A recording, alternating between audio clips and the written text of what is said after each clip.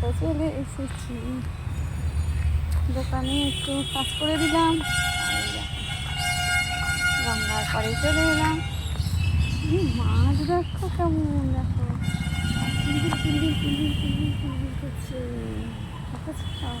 প্রচুর মাছ।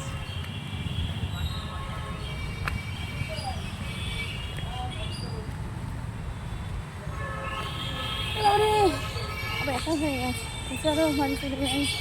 দাদু, দাদু ওইখানে ওই লোকটা বসেনি না, ওই যে মুচিটা বসেনি।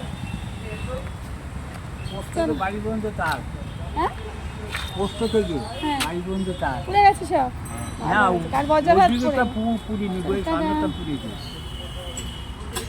বাচ্চা কি খাচ্ছি দেখি, খাবারটা একবার দেখি, দেখি খাবারটা কি খাচ্ছে। এদিকে নিয়ে এখানে পড়ে সাবাস, দেখো বাচ্চা কি খাচ্ছে। এটা মুড়ি আর জিলাপি আর দুটো মিশানো ঘুগনি আলুর দাম। বাহ, খাও খাও।